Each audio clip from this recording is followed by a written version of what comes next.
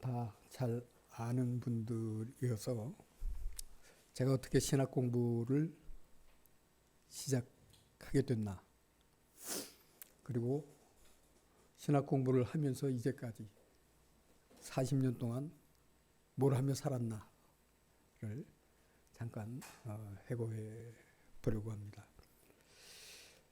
제가 청년 시절 늘 고민하고 있었던 성경 말씀이 두 곳 있었습니다. 첫 번째는 Du wirst noch heute mit mir im Paradies sein 이라고 하는, 그리고 두 번째는 Es ist ein wahres Wort, die Gender zu lehren, ich bin schulmusste von ihnen 이라고 하는 디모데전서 1장 말씀과 누가복음 23장의 말씀입니다. 이제 신학 공부를 하면서 비로소 알게 됐습니다. 아멘 소이 레고 세메론 메타 ms 엔토 파라데이소. 네가 오늘 나와 함께 낙원에 있으리라. 난 어떻게 하면 낙원에 있을까? 하나님의 나라에 있을까? 그 고민을 안고 살면서 사도 바울이 고백했던 예수님이 이 세상에 오신 이유가 죄인을 구원하기 위해서 오셨다. 그런데 내가 죄인의 괴수다. 라고 하는 그 말씀. 도대체 바울이 왜 죄인의 괴수일까? 이분이 죄인의 괴수라면 난 도대체 죄인의 괴괴수가 아닐까라는 고민 속에 청년 시절을 통과하던 어느 날 이영숙 씨를 만났습니다. 사법고시 공부를 하고 있던 제게 뜬금없이 선생님은 신학 공부를 하세요. 근데 그 마음속 생각 저 깊은 곳에서 넌 하나님이 어떤 분인지 알아야 한다. 알되 제대로 알아야 한다. 라는 늘 그 의문을 하나님은 이 사람을 통해 내게 직접 이야기하는구나. 그래서 총신 가기로. 저는 총신을 가려고 했던 게 아니라 신학 공부하세요. 그래서 네. 그래서 신학 공부를 하기로 했고, 그래서 한국 제1의 신학을 가르칠 수 있는 곳이 어딜까? 그래서 연세대학교 신과대학을 준비하고 있었는데, 당신은 총신을 가야만 합니다. 그래서 총신 갔어요. 그래서 총신에서 공부하는 7년 동안의 내 변화를, 내적 변화를, 그리고 외적인 변화를 지난주 목요일에 40년 만에 만난 우리 동기들 통해서 확인을 합니다. 형님 처음 뵀을 때 형사 같았습니다. 그 시절이 그랬거든요. 대학마다 이 프락치라고 해서 이렇게 정부가 심어놓은 그러한 이들이 있어서 이분이 그런 사람 아닐까? 라는 그런 생각까지 하고 있었는데, 시간이 지나면 지날수록 정말 목사님 같습니다. 그리고 중국에서 선교 사역을 하다가 1급으로 이렇게 딱 낙인 찍혀서 국외 추방을 당한 선교사님이 그 중에 이제 한 분 있었는데, 그 조선교사님이 하는 얘기가 형님은 그때나 지금이나 한결같습니다. 한결같다라고 하는 게 얼굴의 변화가 아니라 그때나 지금이나 성경을 보고자 하는, 살피고자 하는 그러한 열정이 끊임없이, 그래서 우리는 쉬고 싶을 때도 있는데 그렇게 끊임없이 보고 계신다. 그래서 지금 형님 뭘 보고 계세요? 그러더라고요. 그래서 구약은 예레미야서를 보고 있고 신약은 요한복음을 보고 있다. 그렇게 이야기했습니다. 그래서 저는 이 시간 가장 최근의 예레미야서의 흐름, 또 신약성경 요한복음의 흐름이 어떻게 바뀌고 있는가라는 부분을 좀 보려고 합니다.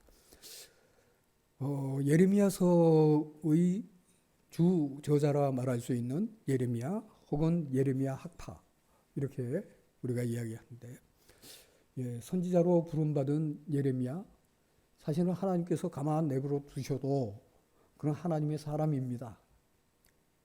왜냐하면 태생이 제사장 가문이기 때문에 나이가 되면 제사장으로서 성전 예배를 주도해 나갈 것이고, 그렇게 얼마든지 하나님 앞에 쓰임 받을 수 있습니다. 근데 제가 예레미야서를 쭉 3년 가까이 묵상하면서 느끼는 것, 이분 정말 대단하다. 정말 대단하다. 어떻게 이런 문체를 사용하고 있을까? 어떻게 이런 문학의 흐름들을 이해하고 그렇게 짜맞춰 나가고 있을까? 저는 기독음대 그리고 이제 여타의 신학교에서 강의하면서 특별히 시편을 강의할 기회가 여러 번 있었습니다. 그래서 시편을 살펴보면서 늘상 학생들에게 그런 이야기를 첫 강의 시간에 이야기했습니다. 그것이 뭐냐면 시편 150개 가운데 가장 중요하다 혹은 가장 마음에 와닿는, 그렇게 소위 속된 말로 필 꽂히는 그러한 시편이 뭐냐? 그러면 거의 대부분은 23편을 말합니다. 네, 23편이 아니고 1편이다. 그렇게 이야기를 드립니다. 1편. 왜냐하면 시편 1편은 시편 전체를 여는 문이다. 문을 열지 못했는데 어떻게 시편을 이해하냐. 그리고 시편은 다른 성경들과 달리 1편의 이야기가 그다음 2편의 주제로 그렇게 자연스럽게 이어지는 그런 흐름으로 150편까지 그렇게 쭉 연결된다. 그래서 제가 두 번째 질문이 시편 23편이 어디에 있습니까? 이렇게 질문하거든요. 처음에는 그 질문의 의도가 뭔지 몰라가지고 학생들이 많이 이제 망설여요. 그래서 제가 웃으면서 하는 얘기가 23편은 22편과 24편 사이에 있습니다. 무슨 말인가? 23편을 제대로 이해하려면 22편을 알아야 하고 24편을 알아야 23편의 진짜 주제가 드러난다. 근데 이거 안 하고 23편만 가지고 자꾸만 묵상하다 보니까 어떤 흐름들이 나오냐. 한때 우리나라 대중가요사에 한 획을 그은 남진이라고 하는 가수가 있는데, 이분이 부른 히트곡 중에 하나가 있죠. 저 푸른 초원 위에 그림 같은 집을 짓고, 이게 23편인 줄 알고 있어요, 성도들이. 근데 그거 아니거든요. 미국에 있는 선교사님 한 분이 23편은 시인의 고백이기는 하지만 틀렸다. 왜냐하면 자기가 동물의 세계를 찬찬히 살펴보니까 푸른 풀밭 위에 배 깔고 누워누울 수 있는 동물은, 초식동물은 없다. 육식동물만이 그렇게 하고 있다. 근데 23편은 양이라고 말하고 누워있다고 이야기해요. 그래서 이건 틀렸다. 근데 틀렸다고 말하기 위해서는 입증을 해야 하니까 미국에서 이스라엘 그리고 중동 지역으로 넘어가서 베두인족들의 목양 상태를 1년 동안 쭉 세밀하게 살펴보았습니다. 그리고 그분의 결론이 시편 23편은 맞다였습니다. 양이 그렇게 행동할 때가 있다.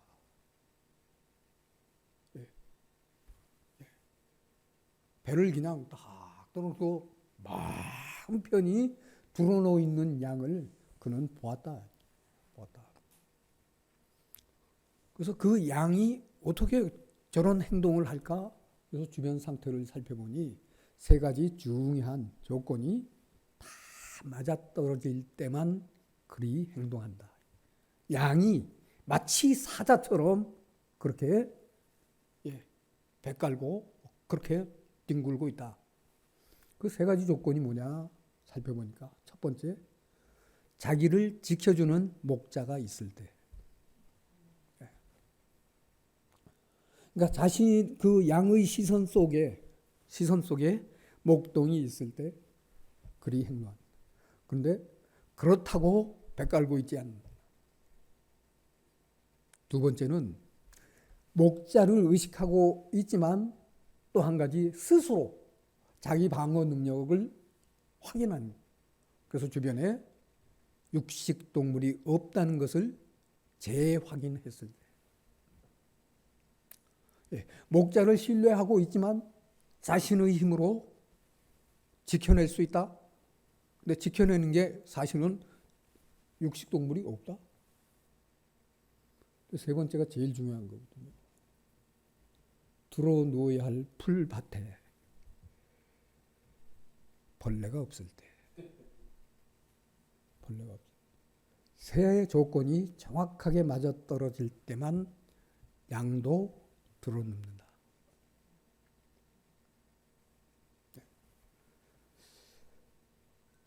자신을 지켜주는 목자야 당연히 하나님은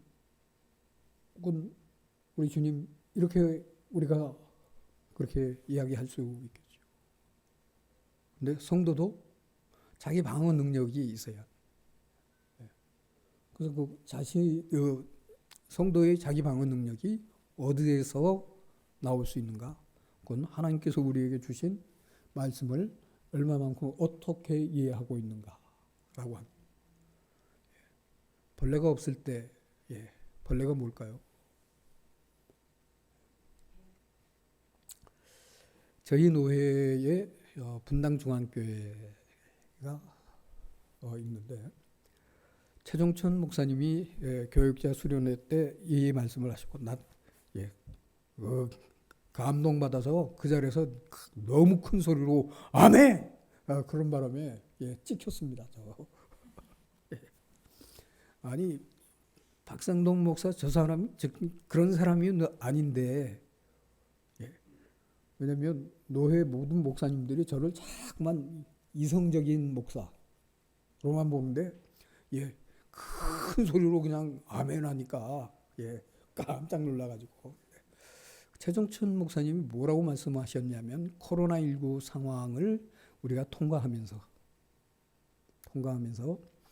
교회가 양쪽으로 많은 성도들이 줄었습니다.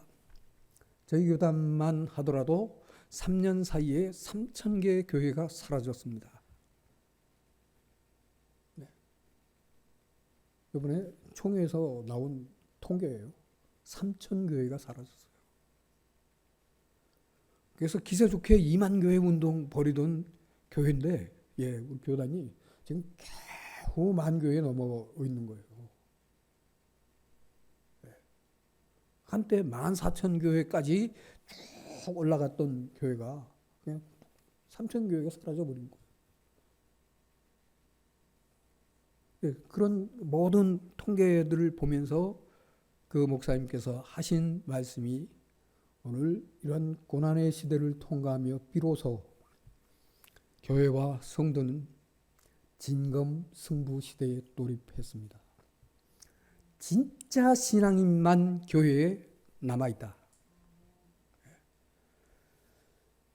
저는 이제 불원간 은퇴하게 되어 있습니다. 우리 교회법에 따라서. 그래서 사실은 미래가 어떻게 될 건가 별로 걱정하지 않습니다. 2년 걱정해봤자 그거니까. 그런데 2년 아닌 더 많은 시간을 여전히 목회 현장에 있어야 할 여러분들은 고민하셔요. 진검승부 시대다. 그러면 내가 살아있는 성령의 검으로 그렇게 사용되어야만 교회가 쓰임받을 수 있다. 여러분 예레미야 이야기 하다가 이렇게 왔는데 하나님이 어느 날 예레미야를 부르셨습니다. 많은 학자들이 동의하는 것 중 하나가 예레미야가 소명받았을 때의 나이를 20세 전후로 봅니다. 그러니까 작게 보면 18살, 많게 봐야 25살. 요 사이의 연령층에 속한 정말 청년이라고 말하기 어렵고 그래서 스스로가 나는 아이입니다. 왜냐하면 아직 수습 제사장 수련도 받지 않은 상태다. 물론 어렸을 때부터 이제까지 제사장이 되기 위한 모든 율법 학교들을 쭉 거쳐오고는 있지만 아직 제사장 수습 그 훈련도 안 받은 나를 하나님이 왜 부르십니까? 그리고 그때까지 그는 제사장 되기 위해 열심히 자신을 갈고 닦았습니다. 여러분 제사장과 선지자 어떻게 하나님 앞에 쓰입니까? 정반대의 입장에서 쓰임받습니다. 제사장은 언제나 사람 편에서 하나님을 부릅니다. 이 사람이 비록 이렇게 많은 죄를 졌다고 하더라도 하나님 용서해 주십시오. 그게 제사장입니다. 하지만 선지자는 아무리 깨끗한 것 같아도 너 죄 있어? 그걸 무엇으로요? 하나님께서 주신 말씀으로. 전혀 사역이 다른. 그래서 예레미야의 입장에서는 적응하기 어려운 그 하나님의 부름에 순종합니다. 말씀의 사람은 첫 번째도 두 번째도 세 번째도 순종이 중요합니다. 순종하지 않는 하나님의 사람, 이건 말을 갖다 붙인 게 틀린 거예요. 그래서 예레미야가 그렇게 순종합니다. 순종했다는 말은 제사장으로서 훈련받았던 모든 것을 가감하게 내려놓았다라는 말입니다. 근데 내려놨다고 자기가 훈련받은 바가 다 사라졌을까? 그건 아니죠. 그래서 예레미야서를 읽다 보니 저는 깜짝 놀랐습니다. 왜냐하면 시편 1편은 시편 150개 가운데 가장 마지막에 기록된 시편이다. 그렇게 강의를 해봤습니다. 그게 정설이네요. 그래서 다른 모든 시편들과 달리 1편의 경우에는 아주 빠른 시기를 잡아봤자 기원전 200년 이 어간에 얼찐거립니다. 근데 예레미야는 이분보다 훨씬 더 앞서 있는 시대에 활동하신 선지자입니다. 예레미야서를 혹시 정독을 하셨다면 이거 시편 1편 아니야?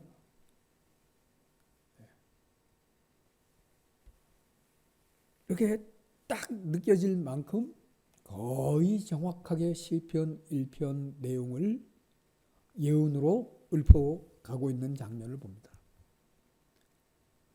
예레미야서 17장이에요.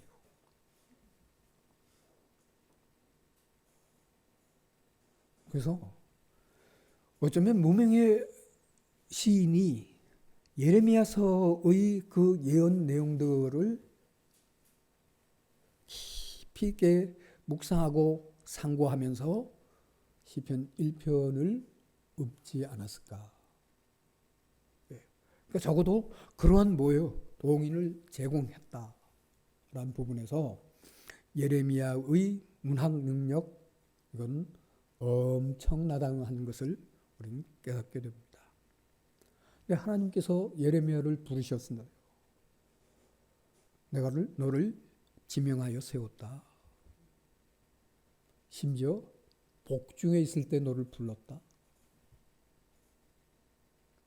그러니까 하나님께서 부르셔서 세움받은 이가 선지자 예레미야입니다. 그런데 그 예레미야를 하나님이 예루살렘으로 보내셨을 때 예루살렘 사람들의 반응은 정반대입니다. 하나님께서 보내셨다, 하나님께서 세우셨다라는 이름이 예레미야인데 그가 선지자로 하나님의 말씀이 이러하다고 외치니 예루살렘 사람들은 코방구를 낍니다. 저는 이해할 수가 없었어요. 비록 이 사람이 선지자는 아니라고 이야기할지 몰라도 적어도 제사장 가문이거든요. 그러니 예루살렘 사람들이라면 성전 예배와 직접적으로 연관된 사람들이 대부분인데 그들이 어떻게 제사장의 말을 그렇게 무시할 수 있을까? 처음엔 이해가 안 됐어요. 근데 묵상을 하면서 비로소 깨닫습니다.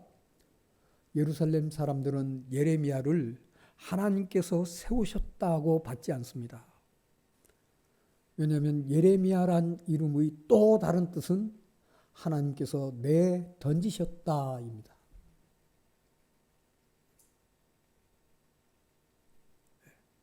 오늘 우리 시대의 목사의 삶이 여기 있습니다.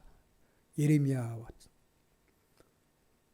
누군가는 하나님께서 세우셨다라고 하는 입장에서 말씀을 증언하지만 또 다른 누군가는 하나님께서 세상에 내던지셨다. 무엇으로? 표적으로. 내던지셨다. 그래서 예레미야서를 그 관점으로 다시 한번 잘 읽어보시길 부탁드립니다. 요한복음이 제게는 더 소중하기 때문에 예레미야서의 이야기는 여기서 끝내고 요한복음의 내용을 살핍니다. 한 가지 질문을 드려보죠. 신약 성경이 모두 27권인데 27권 성경 중 가장 마지막에 기록된 성경이 뭐라고 생각하십니까?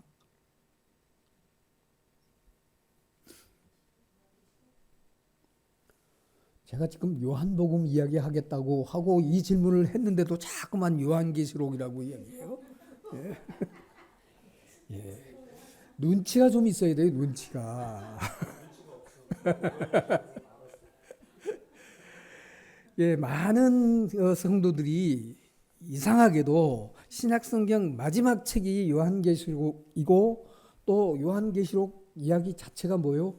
미래에 관한 그러한 예언들로 채워져 있다 보니까 이게 마지막 기록한 책이 아닐까? 그렇게 생각하기 쉽습니다. 근데 요한계시록의 경우에는 아무리 기록 연대를 뒤로 미루고 그렇게 해도 도미티안 황제의 시절의 밖에 그 이후를 넘어가기 어렵습니다. 그러니까 AD 96년 이게 최대치로 요한계시록을 끌어오는 거예요. 반면 요한복음의 지필 연대는 그 폭이 깁니다. 너무 넓어요.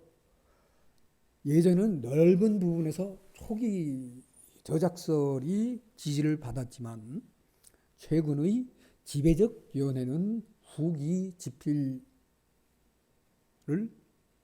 강조합니다. 이 후기 지필을 이야기하는 근거가 뭐냐? 요한복음 9장에 보면 날 때부터 눈이 멀었던 한 사람, 예수님 제자들이 그 사람을 보고 선생님, 저 사람이 날 때부터 눈을 못 보는데 누구 죄입니까?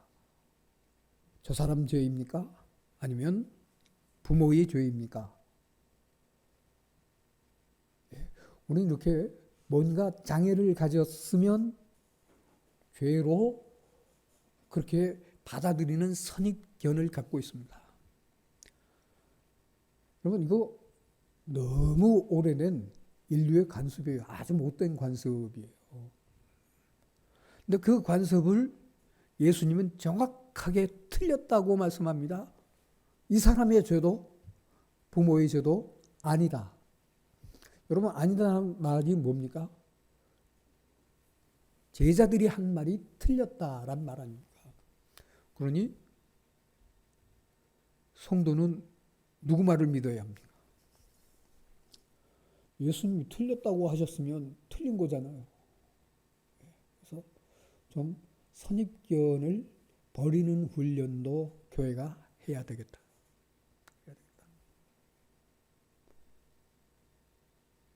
예수님께서 진흙을 침을 뱉어서 잘 이겨서 눈에 발라주시고 실로암으로 가서 네 눈을 씻으라.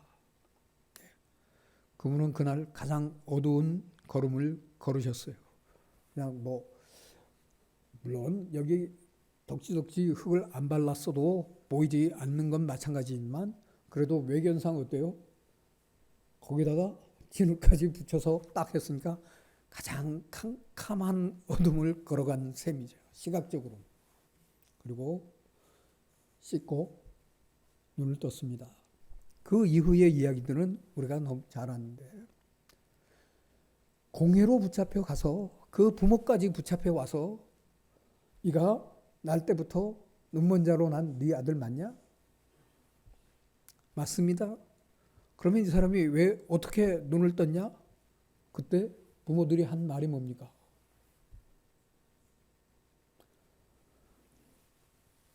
이 사람이 우리가 낳은 아들 맞소? 그런데 어떻게 눈을 떴는지는 이 사람에게 물어보세요. 우리에게 묻지 말고 아들에게 물어보세요.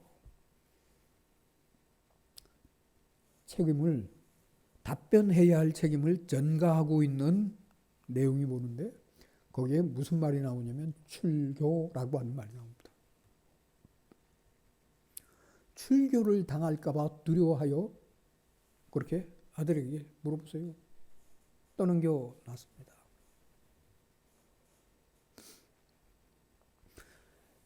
이 장면을 비롯해서 또 뒤로 가게 되어지면 이제 12장 속에는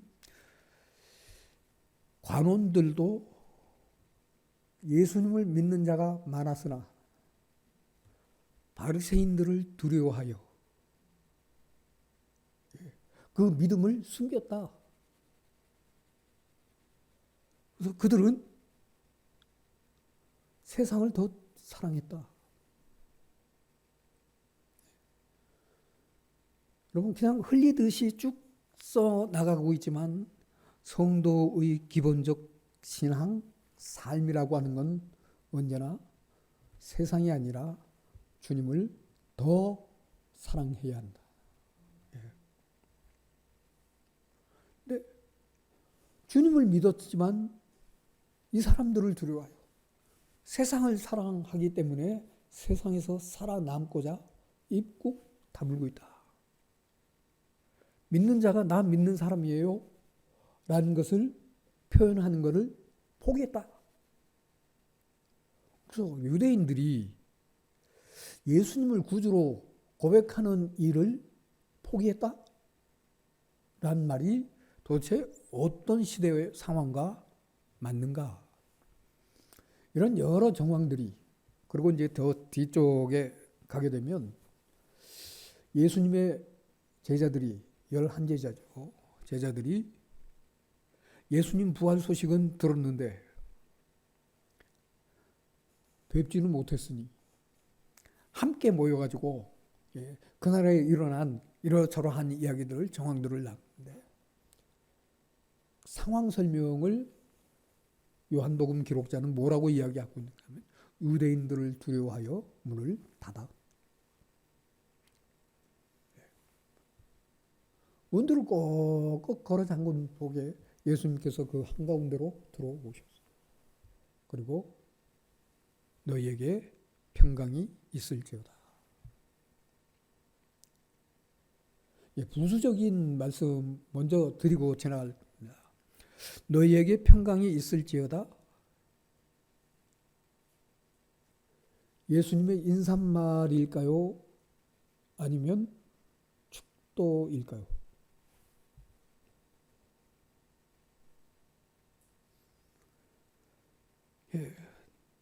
그냥 성도라면 고민 없이 그냥 목사님 말씀하세요. 뭐 교회 그냥 따라가겠습니다. 그러지만 우리는 목사거든요. 그럼 이 말씀을 분명히 확인해야 하고, 그래서 요한복음이 어떤 책인가를 먼저 말씀드려요. 요한복음은 예배의 책입니다. 마태복음이 교회에 관한 책이라고 한다면, 그래서 교회는 누구를 믿나? 이게 중요한 거죠. 근데 예배는요, 누구를 믿나가 아니잖아요. 누구를 믿기에 예배하는 거잖아요. 그래서 예배의 책이라고 하는, 우린 예수님을 믿습니다. 왜요? 사도 요한도 그렇게 고백하고 있지 않습니까? 예수님이 누구신지, 예수님께서 행하신 표적이 이외에도 얼마든지 많지만 사실 요한복음 속에는 7개의 표적밖에 없거든요. 이 표적들을 소개하는 까닭은 그 예수님이 하나님의 아들 되심과 또한 그를 믿어 영생을 얻게 하려 하십니다. 여러분, 예수님을 믿으면 뭐 얻는다고요? 영생. 다른 복음서에서 말하고 있는 구원을 요한복음은 영생이라고 하는 말로 대체해 놨습니다. 그러니까 예수님을 믿어야 구원받는다라고 하는 이야기. 그래서 그 예수님을 예배하는 게 요한복음 주제이거든요. 그럼 예배에 관한 책이라고 한다면 그 예배의 책 속에서 너에게 평강이 있을지어다는 인사입니까? 아니면 축도입니까? 목사님, 우리는 당연히 그걸 물어야 합니다. 그리고 우리말로 번역되어진 성경도 이제는 여러 종류들이 있어요. 개역 개정 성경만 있는 게 아니고 신구교가 함께 합작해서 번역을 해놨던 공동 번역 성경도 개정판이 나온 지 오래 있고, 가톨릭은 그렇게 합작해놓고 개신교에서는 별로 쓰지 않으니까 화가 나가지고 자존심 상한다 이거죠. 자기네가 형인데. 그래서 형인데란 말은 틀린 말인데 그렇게 믿고 있어요.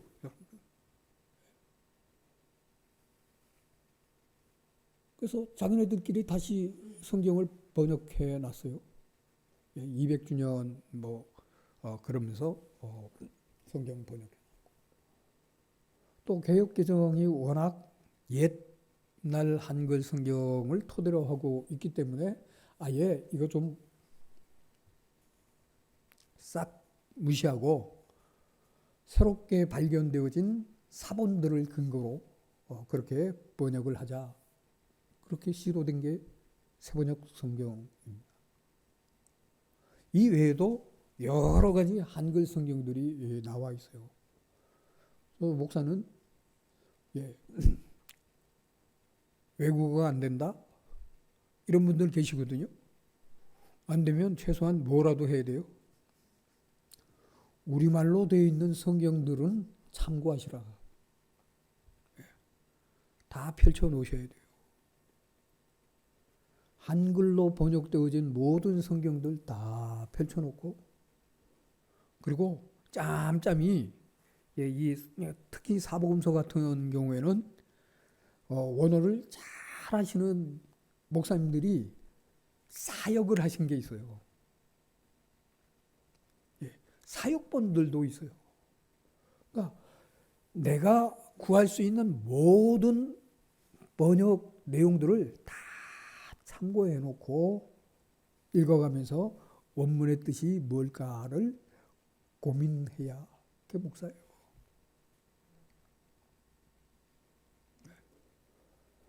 근데 새번역 성경을 보니까 너에게 평화가 있으라.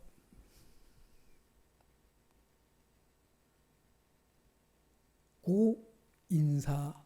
하셨다고 나와요. 인사. 그러니까 세번역 성경은 다른 구절에서는 모르겠지만 적어도 그 구절을 번역한 부분에 관한 한 요한복음이 어떤 책인가라고 하는 것을 잊고 있었다.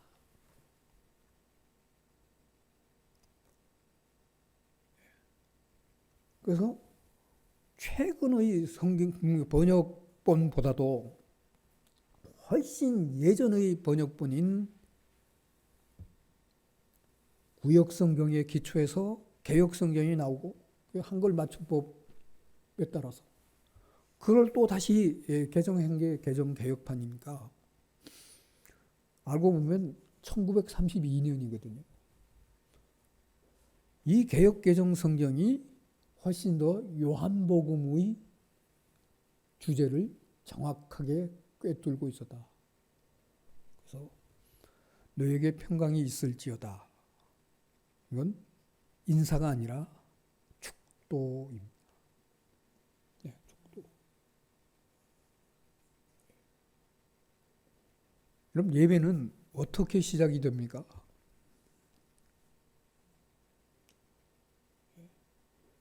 교회 이름이 얼마나 감사한 이름인지 몰라요.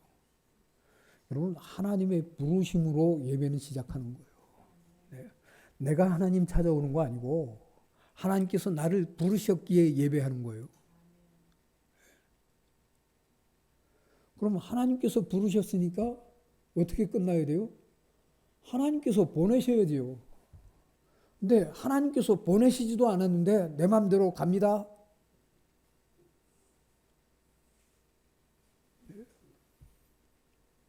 그래서 축도라고 하는 말을 어떤 목사님들은 자꾸만 축복기도의 줄임말로 착각하고 계신데 축복기도와 축도는 전혀 다릅니다. 축복기도는 말 그대로 복을 비는 기도예요. 그리고 기도는 어떤 경우라도 사람이 하나님을 향하여 사람이 하는 거예요. 기도는. 근데 축도는 강복입니다. 하나님께서 내려주시는 복이에요. 복. 가라 이거예요. 하나님께서 보내시는 게 그냥 보내시는 게 아니고 복을 내려주시며 보내시는 거예요. 그러니까 예배한 자만이 누리는 축복이에요. 특권이에요. 그러니까 예배의 특권을 우리가 자꾸만 놓치니까 예배를 등한시하는 거예요. 그래서 코로나19가 그게 더 두려워. 하나님 앞에 서는 일보다 그게 더 두려워. 아까 말씀대로 최종천 목사님의 말씀처럼 진검승부시대요. 하나님 앞에 서는 일. 그래서 요한복음이 예배의 책이기 때문에 요한복음은 다른 복음서와 다르게 쓰여졌습니다. 틀리게 쓰여진 게 아니고 다르게 쓰여졌다란 말이에요. 아까 신약성경 27권 중 가장 마지막에 기록된 책이 뭐냐? 이제 제 입장대로 설명합니다. 요한복음입니다.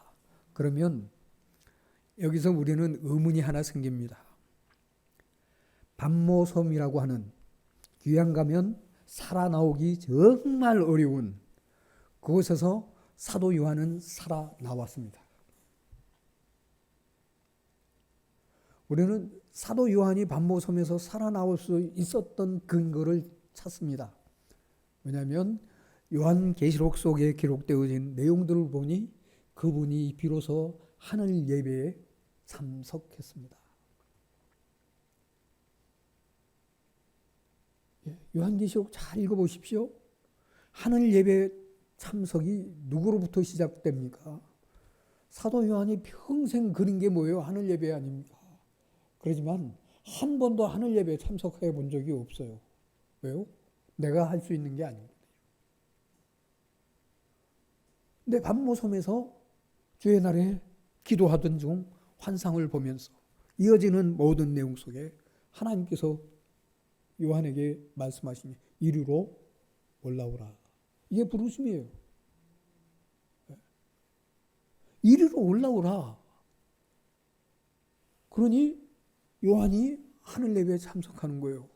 전적으로 하나님의 능력으로, 하나님의 주권으로. 예배는 이렇게 놀랍고 신비한 역사예요. 하나님의 주권이 작동하는, 가장 확실하게 작동하는 우리의 현장이 예배예요. 그래서 이 예배의 말 그대로 숨가쁜 감격들을 우리가 놓치니까 뭘 자꾸만 무감각하게 지나버리는 거예요. 자, 어쨌든 밤모섬에서 살아남았어요. 어느 날 에베소 총독이 밤모섬으로 귀양 보낸 늙은 노인 요한이 어떻게 됐냐? 아직도 살아있습니다. 젊은 사람도 벌써 죽었을 시간인데 늙은 노사도 요한이 아직도 살아있습니다. 그래서 이건 신의 영역에 속한 거다. 그러니 내가 신의 영역에 침범해서는 안 되겠다. 요한 다시 귀양 풀어줍니다. 돌아왔어요. 이미 나이가 90이 훨씬 넘었습니다. 그 노사도가 밤모섬에 귀양 갔다 하늘 예배에 참석하는 놀라운 환상들을 보고 그야말로 일필휘지로 쫙 써 내려간 것이 요한계시록이라면 이제 내가 살 날이 얼마 안 남았다.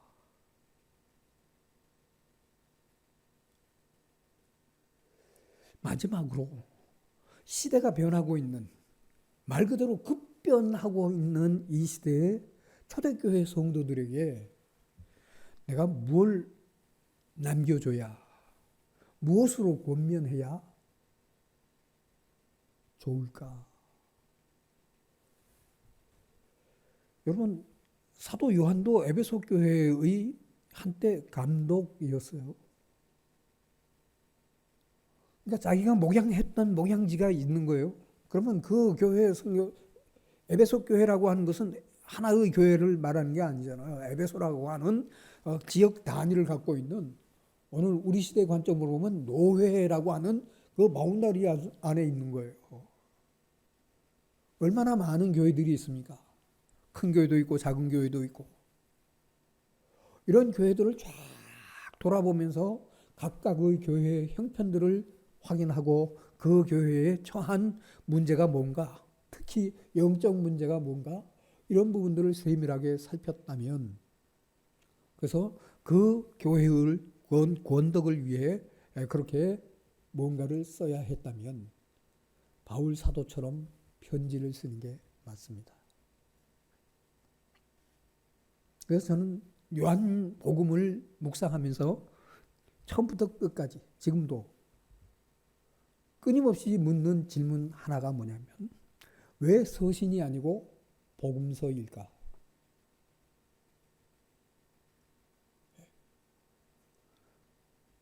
사도 요한의 입장에서 마태복음, 마가복음, 누가복음 있는지 다 알고 있습니다. 그 내용들을 전부 읽고 확인하고 숙지했기 때문에 가능한 한 이 복음서와 겹치지 않는 표적들을 통해 예수님의 정체성, 그 아이덴티티를 드러내야 되겠다. 그래서 표적도 7개예요.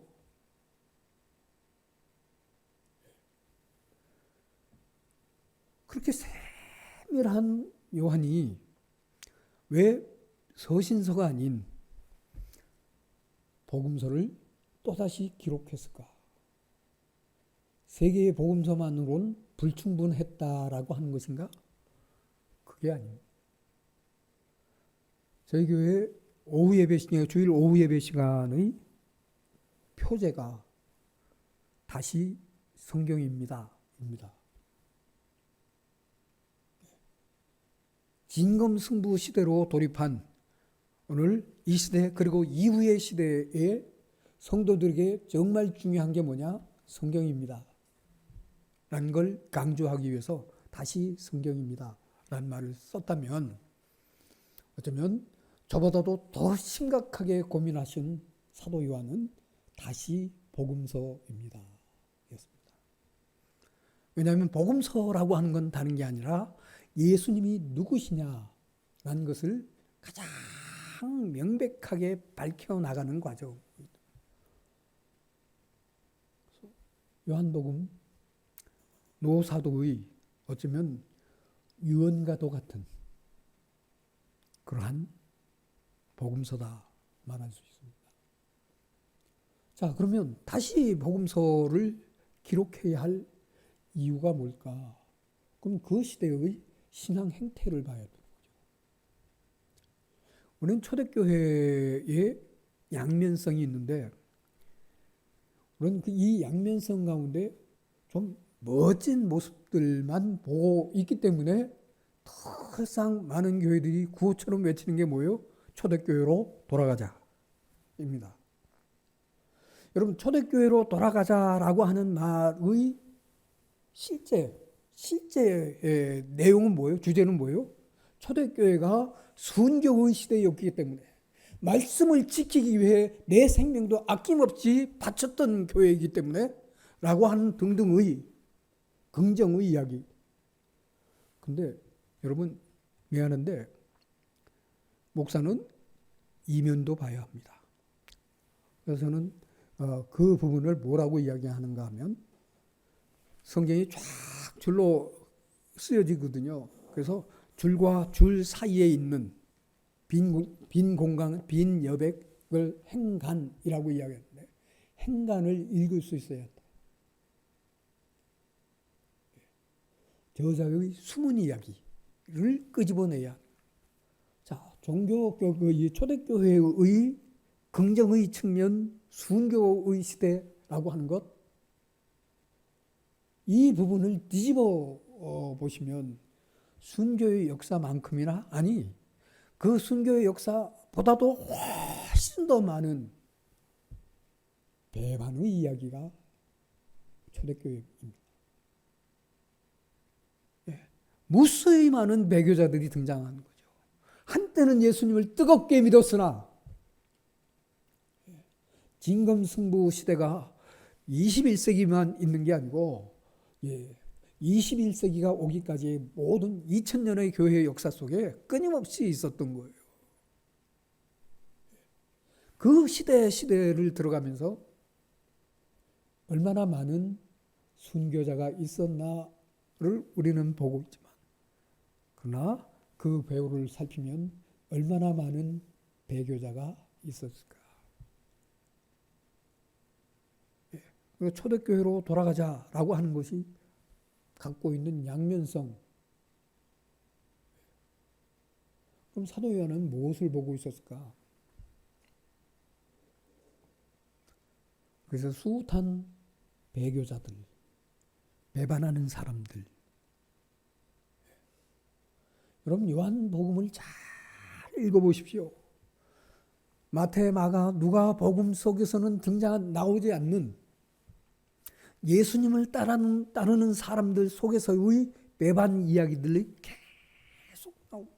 연이어 나옵니다. 처음에는 예수님을 따르는 뜨거운 사람들이 와 모였다가 예수님 말씀이 어렵다고 무리지어 떠나갑니다. 그래도 여전히 제자들은 많이 있습니다. 그 여전히 많았던 제자들 속에서도 뭐라고 이야기합니까? 이 말씀은 어렵도다. 그래서 또 떨어져 나갑니다. 그렇게 떨어져 나가는 모든 이들이 배신의 이야기인 거죠. 심지어 예수님께서 친히 고르셔서 사도라 칭했던 12분 제자 속에서조차도 배반자는 있었습니다. 요한은 경고합니다. 교회의 배반은 언제나 저 밖의 이야기가 아니라 이 안의 이야기다.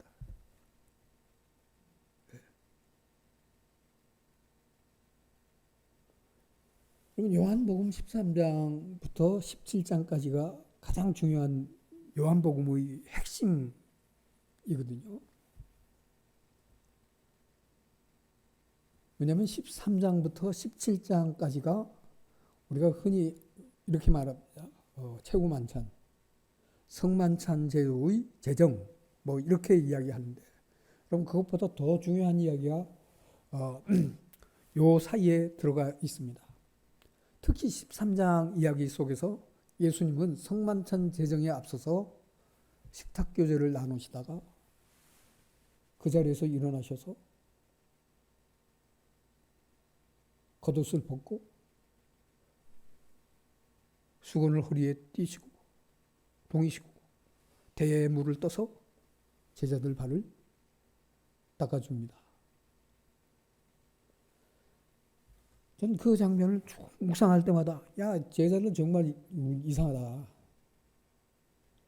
여러분, 그거는 어떻게 말해도 예수님의 행동 자체가 종이나 하인이 하는 행동이에요.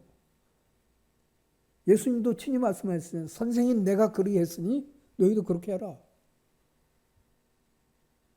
선생님 예수님이 종처럼 그렇게 일을 했으니 너희도 종처럼 일하라 라는 말씀이잖아요.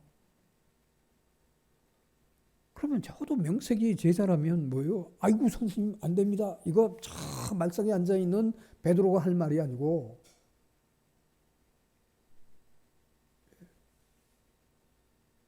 처음 예수님께서 발을 씻으려고 할 때 제자들이 아 이거 안 됩니다. 이거 저희가 씻겨드릴게요. 이렇게 나서야 되는데 아무도 안 해요. 발 다 내밀어요. 심지어 가룟 유다도 발 씻어 드렸어요.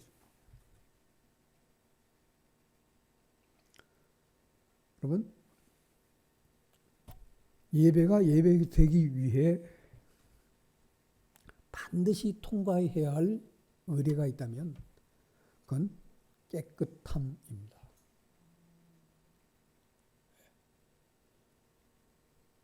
그 의식을 통해서 깨끗함의 의미를 재확인하는 거죠. 예, 베드로의 질문 속에 답이 있잖아요. 예, 이미 목욕한 자는 발만 씻으면 된다. 그래서 깨끗함이라고 하는 것은 끊임없이 성도의 삶 속에 반복되어야 할 일이다. 끝없이 물어봐야 되는 거예요. 나는 깨끗한가?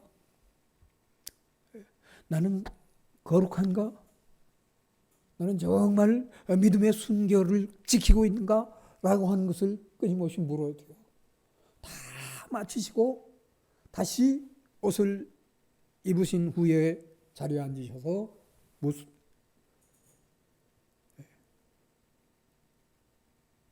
내가 떡을 주는 자가 나를 배반하리라. 혹시 예수님의 그 최후만찬을 기억하십니까? 최후만찬? 한국 교회뿐만이 아니고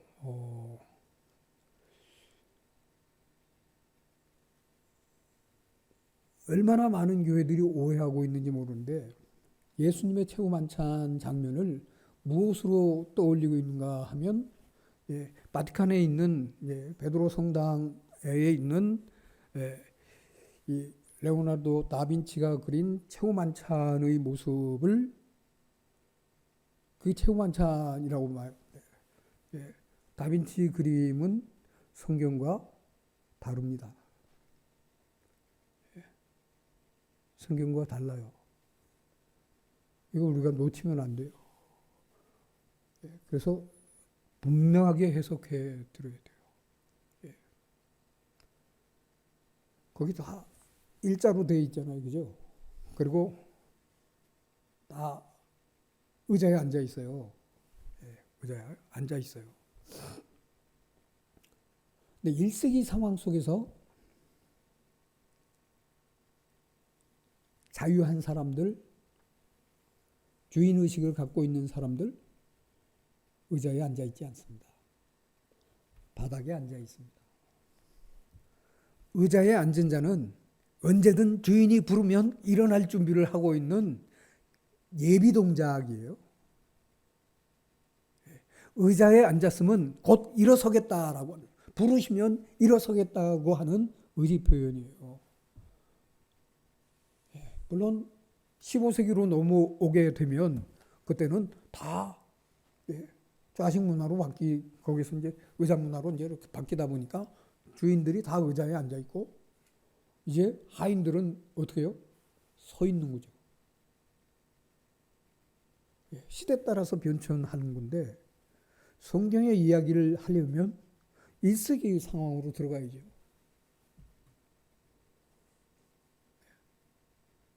1세기의 상황 속으로 들어가야 하고, 그리고 유월절을 비롯한 그러한 만찬을 나눌 수 있는 식탁이라고 하는 것은 반드시 상석과 말석이 구분되어 있습니다. 여러분, 상석에 누가 앉겠어요? 당연히 예수님 아니에요. 예수님과 12제자. 근데 보니까 성경을 요한복음 잘 읽어보세요. 예수님께 기대어 배만할 사람이 누굽니까? 묻는 이가 있어요. 그 묻는 이가 누군가 하면 베드로가 너 물어봐라 이렇게 이야기하는 거거든요. 그래서 물어보는 거예요. 네, 성경에는 예수님께서 사랑하시는 자라고 나왔어요.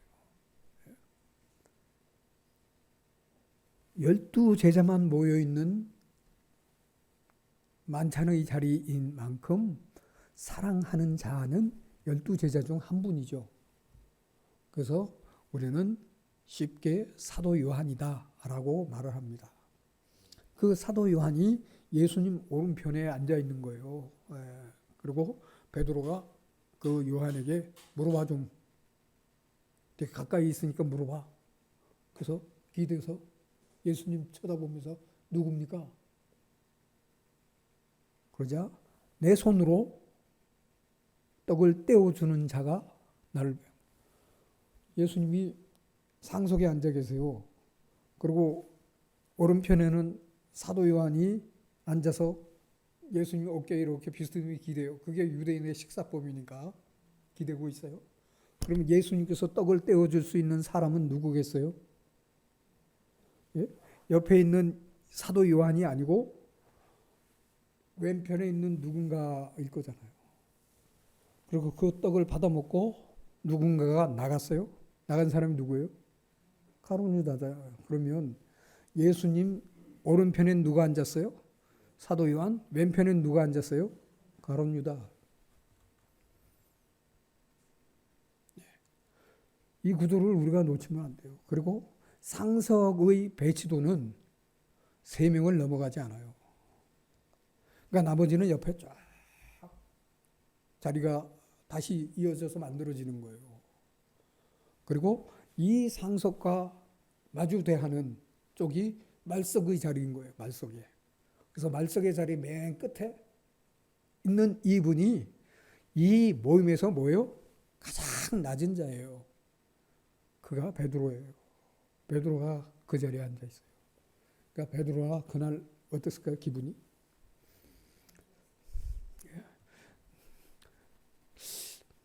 스스로 생각해 난 수제자인데 나는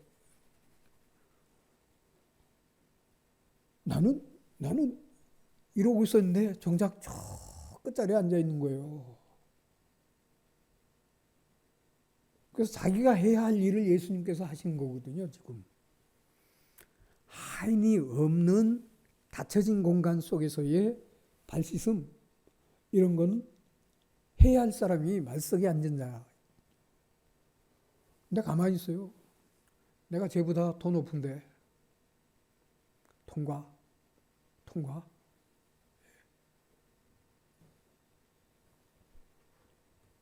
자, 어쨌든 이 일들을 통해서 발 다 씻겨주고 그리고 떡을 떼어줘서 가룟 유다가 나간 그 상황 속에 아주 놀라운 힌트를 요한복음 저자는 말하고 있습니다. 13장에서. 가룟 유다가 나가니 밤이다 라고 이야기하면서 예수님의 말씀이 곧바로 이어집니다. 이제야 비로소 드디어 하나님께서 영광 받으셨다.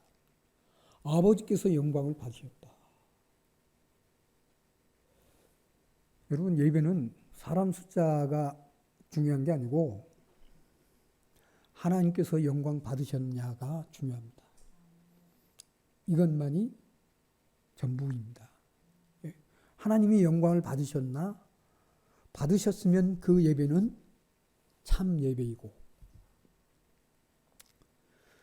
하나님께서 영광을 받지 않으셨다면 그 예배는 죄송합니다만 거짓 예배입니다. 참과 거짓은 하나님께서 영광을 받으셨냐? 이 하나로 갈립니다. 여러분 잘 살펴보십시오. 가룟 유다가 빠져나가고 난 후에 모든 성결의 과정들, 떡 나누는 교제의 내용들이 다 진행되어진 속에서도 예수님은 아버지께서 영광 받으셨다 이런 이야기 없으시다가 가룟 유다가 빠져나간 후에야 뭐라고 말씀하세요? 아버지께서 영광을 받으셨다. 무슨 말입니까? 예배는 처음부터 끝까지 거룩함이 전부입니다. 거룩해야만 아버지 하나님께서 영광을 받으십니다. 그러니까 성도는 자기를 살펴야 하고, 자기를 살피는 자기 성찰에서 가장 중요한 건 난 성결한가?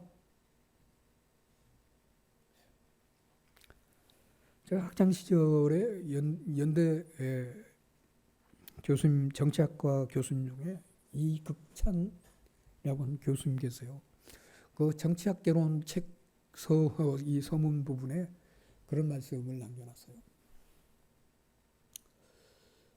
정치학이니까 이제 이 정당과 관계되어진 이야기들이 주 흐름을 갖고 있는데, 정당들 이름을 보면 그 정당이 무엇이 부족한가를 알 수 있다. 자기들이 가장 부족한 것을 정당 구호로 제목으로 삼는다. 지금 현재 우리나라를 정치를 끌고 가는 두 당 잘 보세요. 그리고 그 두 당의 무엇이 부족한가? 그 이름 보시면 알아요. 가장 부족한 것을 자기 당명으로 삼는다 그랬어요. 네, 죄송하지만 전 교회도 그렇다고. 교회도 그렇다. 그래서 대한예수교 장로회란 말이 뭐예요? 장로 정치인데, 장로 정치라고 하는 것은 어떻게 말해도 독재가 아닌 민주정을 이야기하는 겁니다. 그렇잖아요? 근데 한국교회 현실은 어떻습니까? 거의 독재에 가까운 전횡들이 큰 교회일수록, 내가 세운 교회일수록 그래서 교회 이름도 그렇고 교단의 이름도 그렇고, 그래서 차제에 좀 자기 반성할 필요가 있다. 이게 제일 우리에게 부족한 거구나. 그래서 전 뼈저리게 느껴요. 즐거운 교회 이름 기가 막히게 진 건데, 돌아보니 제가 이제 22년 차 사역을 하고 있는데, 즐거움이 뭔가를 우리 성도들에게 제대로 일깨워주지 못한 건 아니에요. 저건 제가 성경을 한 20도 쯤 했을 때 저희 어머님이 제가 목사 되는 걸 아주 싫어하셨거든요. 넌 장로가 돼가지고 그렇게 주의 종들 잘 섬기는 이가 됐으면 좋겠다. 그 제가 5대째, 4대째 신앙이고 우리 아이들이 5대째. 네. 매 대수마다 교회를 2개 이상 다 세워왔으니 너도 교회는 세우라. 그래서 교회를 세우고 그렇게 목사님과 협력해서 그렇게 세워가고 그럴 때 혹시 교회 명을 짓는다면 그래서 성경 읽고 묵상하면서 하나님께서 우리에게 이 세상 살아가는 모든 날 동안에 허락하신 희락이 이거구나. 그래서 즐거움. 즐겁게 살라. 전도서에 그렇게 이야기하고 있거든요. 전도서를 보시면 처음부터 끝까지 다 헛되다는 거 아닙니까? 오죽 헛되면 헛되고 헛되니 모든 것이 헛되도다. 그렇게 강조하면서 헛되다는 것을 이야기하고 있는 중에 9장으로 툭 넘어오니까 헛된 이 모든 날 하나님께서 너에게 주신 복이다. 분복이라고 해서 개역성경에서는 하나님께서 주신 복이다. 그게 즐겁게 살지어다. 즐겁게 살지어다. 누구랑요? 사랑하는 아내와 즐겁게 살지어다. 그래서 이거는 내가 결혼할 건가 말 건가의 문제를 넘어 성도가 세상을 살아가는 모든 날 갖추고 있어야 할. 그래서 어떻게 하면 즐겁게 살 수 있을까? 그래서 다른 이들은 자꾸만 즐거움을 다른 데서 찾지만 적어도 성도라면 하나님과 가까이 하는 하나님과의 영적 소통에 있어서 막힘이 없는 그걸 통해서 즐거운 삶이 가능하지 않을까? 그래야만 하는 것 아닐까? 그래서 저는 망설임 없이 내가 교회를 세워야 할 사명을 있다고 저희 어머니 말씀하셨으니 네 대에서 끊어진 일 없도록 하라. 세우긴 세워야 되는데 한 교회는 세우다시피 했다가 실패했고 저는 그때 뼈저리게 느껴서 즐거운 교회에 사역하면서 그 꿈을 펼치지를 않았어요. 제가 학부 이제 3학년 마치고 이제 4학년 올라가는 겨울방학 이 기간 동안에 일산 쪽에 이제 개척할 수 있는 게 생겨가지고 뭐 장로님도 계시고 뭐 등등 해서 함께 이제 교회 사역을 하면서 교회 이름도 짓고 그리고 장소도 자리하고 모든 것 다 준비하고 근데 교회가 생각보다 너무 빠르게 부흥을 하는 거예요. 하니까 어느 날 장로님들, 집사님들 몇 분이 주도적인 집사님들 야, 우리 교회가 이런 속도로 부흥을 하게 되면 불언간 교회의 모든 부분들을 갖추게 되는데 그래서 장로님도 정식으로 이제 다시 이제 피택을 받아야 하는 거니까 그렇게 해서 이제 정식으로 당회도 구성되고 그런 얘기를 하다 보니까 뭐요? 제가 학부 4학년이잖아요. 학부 4학년. 그러니 총신 4학년. 신대원 뭐 실력이 있다고 치고 뭐 그냥 입학해서 다이렉트 3년.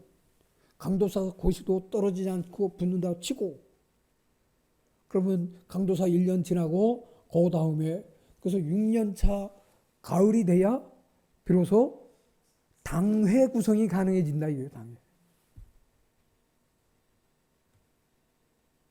그래서 어느 날 주일 예배를 딱 마치고 점심 식사를 끝냈는데 장로님이 전도사님 잠깐 얘기 좀 합시다. 이러고 해서 지금 일산 지역 내의 교회들 중에 우리 교회가 지금 13번째 큰 교회가 됐습니다. 13번째.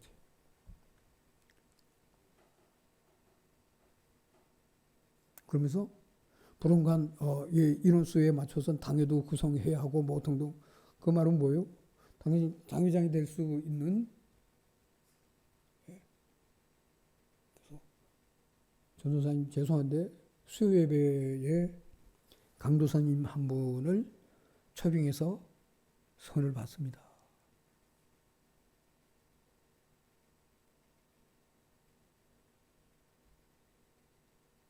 강도사님 초빙해가지고 선을 받대요. 무슨 말이에요? 그분을 하겠다라는 거죠. 근데 이제 예, 적어도 이제 주일 예배를 인도하고 있는, 예, 처음부터 끝까지 했던 그 전도사님께 나름 최대한 예를 갖춰서 나가세요란 통보를 한 거예요. 죄송한데 제가 4학년 1년 동안 제일 두려운 이들이 교회 다닌다는 사람이에요.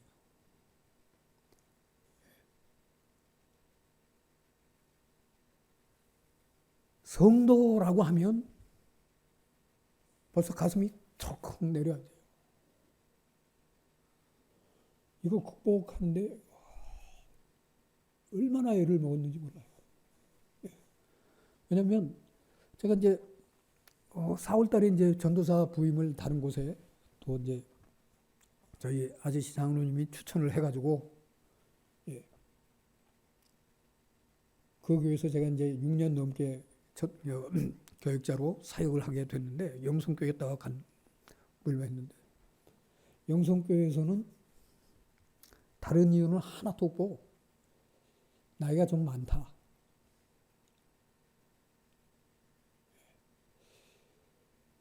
나이는 부교육자들 가운데서 만약에 이제 그렇게 모시기로 한다면 3명 부교육자가 있는데 그 부교육자 3명 가운데 나이는 제일 많은데 2분은 신대원 3학년이고 제 경우는 이제 학부 신학과 4학년이고, 그러니 나이 많은 이분을 그 청빙 조건이 청년부, 이게 청년부 지도인데 이게 가능할까?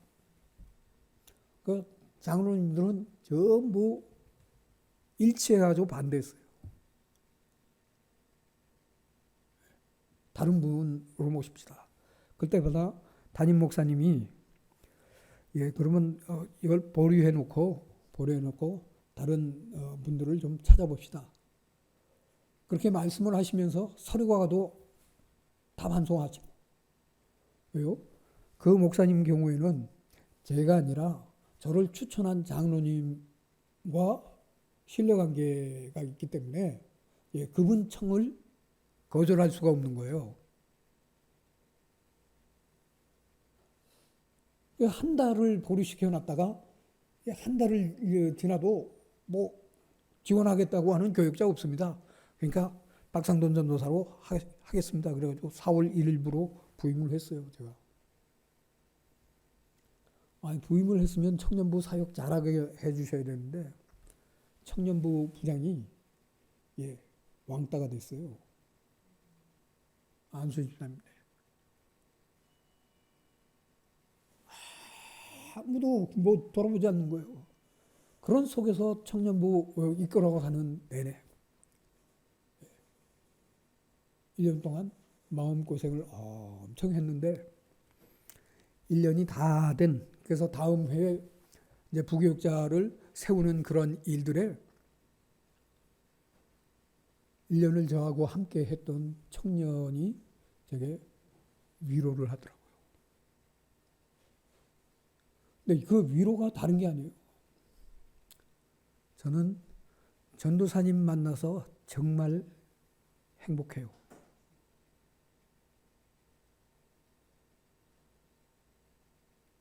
말씀을 이렇게 봐야 한다라고 하는 것을 깨우쳐 주셔서 정말 행복해요.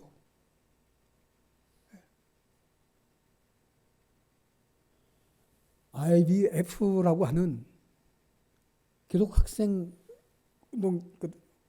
거기에 출판부가 있어요. IVP. 예, IVP 출판부 간사인 그 청년이 잘 아시잖아요. 거기 그쪽이 얼마나 성경 열심히 잘 쪼개는지. 근데 성경을 어떻게 봐야 하는지를 알게 해주셔서 저는 행복해요.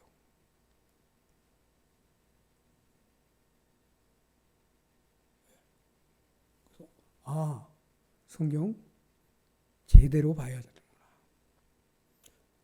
정확하게 봐야 되는 거구나. 라는 걸 알고 그렇게 정확하게 들여다 보려고 갖은 애를 썼어요. 갖은 애를. 그래서 총신 다니면서 성경 백독회도 그렇게 만들어 놓고 부지런히 성경 읽고 그리고 각각 파트를 나눠 가지고 성경 열심히 읽고 그 내용들 스케치해 가지고 되지도 않는 설교지만 설교도 작성해 보고 그렇게 나눠 가지고 또 이제 치열하게 이건 원문에서 벗어났다. 그렇게 치열하게 같이 토론하고 그렇게 7년을 함께 했더니 7명 그 모임에 전부가 교수가 돼 있더라고. 전부가. 저만 가장 무명한 자처럼 그렇게 사역을 하고 다른 분들은 다 뭐 총신, 뭐 갈빈 이런 데서 다 반듯하게 그렇게 명교수로 그렇게 또 이름 났죠. 정말 감사하다라는 것을 보고 저는 뭐 이제 제 시대는 저물어 가지만 또 제가 사랑하고 아끼는 후배이면서 또 제자인 우리 목사님께 정말 간곡하게 부탁드리고 싶은 건 성경 열심히 보십시오. 부지런히 성경 보되 정확하게 읽으십시오. 그래서 하나님의 뜻을 놓치지 않고 또 이 시대에 전할 수 있도록 그러려면 한 가지만 말씀드리고 끝낼게요. 각각 성경의 저자들이 왜 이 책을 썼을까? 근데 마태복음을 본다면 마태는 왜 이 복음서를 썼을까? 바울은 왜 이 로마서를 기록했을까? 그런 식으로 각각의 저자들의 기록 목적을 내 관점에서 좀 부지런히 살펴볼 수, 그래서 끝까지 그 성경이 끝날 때까지 그 관점 놓치지 않고 그분의 마음으로, 그분의 눈으로 그 시대를 읽어내고 그 시대를 통해 오늘 우리 시대를 반추할 수 있는, 그래야 한국교회에 희망이 있지 않을까. 그래서 한국교회 다시 쓰여야 되지 않습니까? 하나님께서 마음껏 사용하는 교회가 되어야, 그런 교회가 다름 아닌 여러분 어깨에 달려 있습니다. 기도하겠습니다. 좋으신 아버지 하나님, 주님의 귀한 은혜와 사랑 감사합니다. 두서없이 우리 너무나도 막역한 우리 목사님과 더불어 성경 어떻게 보는 것이 옳은지 이모저모들을 살펴봤습니다. 아버지 하나님, 바라오기는 성경 사랑하는 가장 앞장서고 모범된 이가 목사여야 한다고 하는 사실 놓치지 않게 하시고, 우리 한국 교회가 성경 기독교로 다시금 거듭날 수 있게 하시고, 그래야 우리 하나님께서 마음껏 제대로 사용하시는 이 시대 교회 되도록 우리 하나님, 우리 모든 목사님들 능력 주옵소서, 지혜 주옵소서, 명철함 더하여 주시고 하나님의 뜻을 읽을 수 있도록 마음 열게 해 주옵소서. 예수님 이름으로 기도하옵나이다. 아멘. 감사합니다.